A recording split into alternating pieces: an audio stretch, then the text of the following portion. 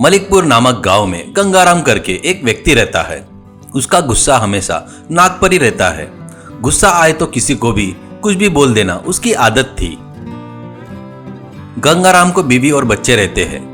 उनके ऊपर भी हमेशा चिल्लाते रहता था। ए क्या रे, सांभर बोला तो दाल बनाई, तेरे को दिमाग है क्या? तू इंसान ही है क्या? हट तेरी की, तेरे जैसी से शादी किया करके मेरा चप्पल मेरे मुंह पर ही मार लेना, ऐसा कर रही तू? लड़का, पिताजी आप ही ने तो बोला था दाल बनाओ करके, भूल गए क्या आप? कहती है तो बच्ची, पिताजी इतना गुस्सा क्यों आ रहा है? ये ठीक नहीं है पिताजी। ऐसा कहती है गंगाराम। तुम दोनों किसी काम के नहीं हो, बुद्धू हो। मार्क्स तो लाना होता नहीं, लेकिन मुझे सलाह दे रहे हो क्या? चुपचाप खाओ नहीं तो दोनों को मार पड़ेगी, करके चिल्लाता था। गंगाराम एक गाड़ी पर बकेट में Chinese noodles, Manchurian, rice, momos बनाकर बेचता था। वो बहुत ही टेस्टी रहता है करके लोग वहां पर बहुत ही खाते थे। आने वालों के साथ भी गंगाराम ऐसे ही टेढ़ी बातें करता था। एक दिन एक व्यक्ति, क्यों रे गंगाराम, तुझे इतना गुस्सा आता है? ऐसे गुस्से से आने वाले कस्टमर के ऊपर चिल्लाए तो तेरे पास कौन आएंगे रे लोग? वो तू नहीं सोचता क्या? कहता है तो गंगाराम, आने वाले आएंगे और जाने वाले जाएंगे। मुझे गुस्सा दिलाए तो मैं किसी को भी नहीं छोड़ूंगा। तेरी फालतू की सलाह अपने पास रख, मुझे तेरी सलाह की जरूरत नहीं है। तेरी सलाह पुंगड़ी बनाकर जा डालना है वहां डाल ले, ऐसा कहता है। उसी गांव के बाजू में एक आश्रम रहता है। उसमें आचार्य करके गुरु रहते हैं। उनके पास कुछ लोग शिष्य बनकर रह रहे थे। रोज सुबह उनके शिष्य घर घर जाकर घर के आगे चुपचाप खड़े रहते हैं। कुछ लोग उनको चावल, दाल, दाना ऐसे देते थे और कुछ लोग फल देते थे।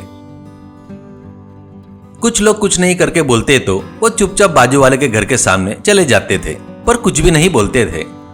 आचार्य हर गुरुवार को मंदिर में गांव के लोगों को हितोपदेश देते थे। बेमतलब का दिखावा करके पैसे बर्बाद नहीं करना चाहिए, करके बोलते थे। वो सुनकर गंगाराम को बहुत गुस्सा आता था और वो, हट तेरी की, ऐसे बेवकूफों की वजह से ही मेरे जैसे लोगों के धंधे मार खा रहे हैं। लोग खर्चा करेंगे तो ही हमारा धंधा चलेगा ना। इसकी बातें सुनकर ही इस बीच लोग मेरी गाड़ी पर आकर खाना छोड़ दिए।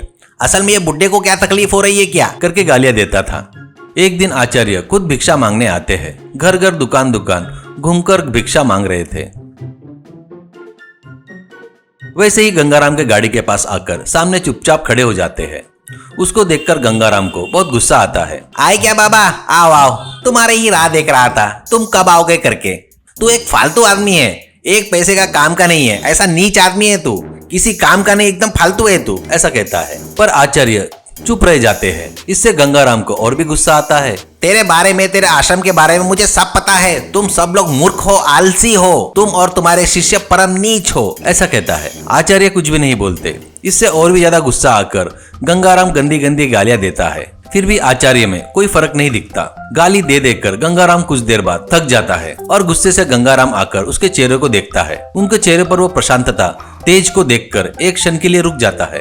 गंगाराम गुस्से से, क्या हो रहा है, ऐसा चुप है? तू इतने गाली खाया फिर भी तुझे थोड़ा भी गुस्सा नहीं आया क्या? मुक्का है क्या, जबान नहीं है क्या? दिखा एक बार, ऐसा कहता है। आचार्य कुछ भी बातें नहीं करते हुए एक फल निकाल कर देकर, बेटा इस फल को मैं तेरे को दूंगा, समझ, तू लेने के लिए मना किया तो वो कहाँ जाएगा, ऐसा कहता है गंगाराम। अरे यार, ये पागल जैसे सवाल मत करो, कहाँ जाएगा? तेरे पास ही रहेगा, ये भी पता नहीं क्या तुमको, ऐसा कहता है आचार्य। ठीक है बेटा, अच्छा है। वैसे भी अभी तक तूने जो गालियां दिया ना, वो मैंने लिया ही नहीं, तो अब वो कहाँ है तुझे पता है क्या, ऐसा कहता है। इससे गंगाराम चौंक जाता है। उसने दिया सो गाली उसी के पास है ऐसे लगने लगा उसको। वो देखकर लोग जोर जोर से हंसते हैं। इससे गंगाराम को शर्मिंदगी महसूस होती है। उसने कौन सी गलती किया उसे पता चल जाता है। आचार्य, बेटा बंदूक से निकली गोली मुंह से निकली बोली कभी वापस नहीं आती, इसलिए अपने मुंह को कंट्रोल में रखना चाहिए। गुस्सा एक बीमारी है, वो रही तो तुझे नुकसान ही है, लेकिन कोई फायदा नहीं होगा। मुंह मीठा तो गाँव मीठा करके अपने पूर्वजों ने बहुत पहले ही बताया है, इसलिए तू अपने गुस्से को कंट्रोल में रख, वो तेरे लिए अच्छा है, करके बताकर चले गए। उस दिन से गंगाराम में बहुत बदलाव हुआ। वो गुस्सा कम करके सबसे अच्छे से रहना आदत बना लेता है। उसमें हुए बदलाव को देखकर घर वाले ही नहीं, गांव वाले सभी लोग खुश होते हैं।